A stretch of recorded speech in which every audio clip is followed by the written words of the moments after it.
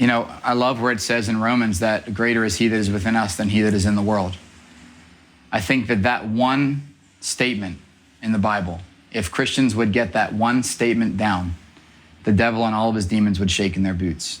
Because if we truly believe that, I mean, if you think about it, you walk into many Christian homes and they'll have that printed somewhere on the wall. But if we actually start to live that, then all of a sudden we really start to see atmospheres change. The Holy Spirit is not afraid of violence. He's not afraid of darkness. It's the opposite. It's the enemy and his darkness that is afraid of the light that we carry inside of us. This is Giza. And at the time of this filming, she was still a working prostitute.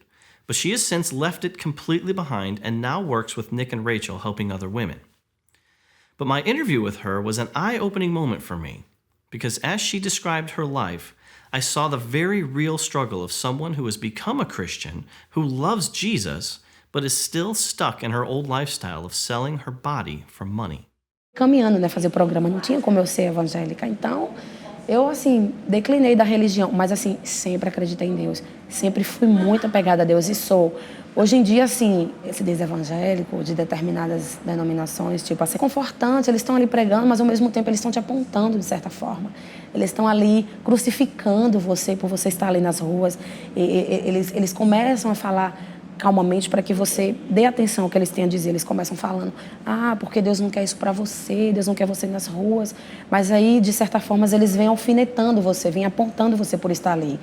Diz que você é culpado por estar ali, como é que você se passa para vender as suas carnes ali.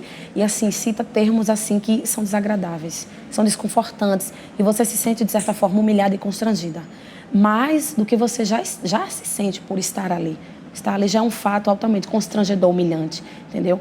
Não é, a gente sabe que Deus não quer aquilo pra gente, mas eu acho que você, como cristão, você está ali para dar uma palavra de conforto, não para julgar, não para ficar ali e eles vêm pregar para mim.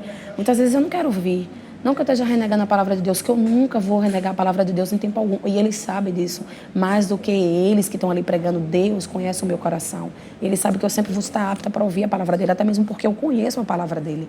Só que da forma que eles vêm abordar a palavra de Deus, não é interessante para mim. Então eu não me detenho mais a escutar, entendeu? Eu sempre, simplesmente, muitas vezes eu sou grosseira, soa grosseiro para eles, porque eu digo, não, eu não quero ouvir. Não, você está negando a palavra de Deus. Não, Deus sabe que eu não estou negando a palavra deles. Eu estou negando o que você vai pregar para mim, que eu não quero ouvir. É isso que eu digo. This is the journey, man. This is the journey. I think that, like, a lot of times we want a microwave to put people in, hit 2 minutes and it's done. Or we want another self-help book, or we want a book that tells us what we can do to fix people. But man, it's a journey. Like, Jesus took every step with his disciples for 3 years. So for me, I think that it's no different than the way that I am with my kids. I'm going to raise you. I'm going to walk with you. And when you make mistakes, I'm not going to kick you out to the streets, but I am going to tell you that it's not your true identity. This is not who you are. So like you said, the first night on the streets, you can't do that. You can't walk up and just be like, prostitution's sin and you're not a prostitute. But you can come up and speak to that identity and begin to plant those seeds of true identity. The more you build relationship with them, you get to a point, like we've gotten to a point with every one of these girls after a few times of talking to them, where you look them in the eye and you say, you are better than this. This is not the life that God has for you. And I think you know it. Deep down inside, I think you know that you're better than this. It's not your identity. It's not who you are. So the first step is getting them to get to that point themselves, where they separate the two and say, this is not who I am. And then it's just the journey. It's walking with them, and it's helping them along the way. It's like, there is no fast thing for this. I mean, certainly God can do it sovereignly, and we have seen that where God touches people and their lives are changed. But even with those people, it doesn't mean that all of a sudden they live a perfect life and there's no struggle. Obrigada, Deus. Eu sempre saio de casa, antes de trabalhar para a avenida, eu sempre faço uma prece, né? Eu sempre oro, eu tenho uma oração que eu nunca dei a ninguém. Essa oração é uma oração, é um segredinho meu, uma oração que eu tenho. E assim, é uma conversa muito minha com Deus. Eu não saio de casa nunca sem fazer essa oração.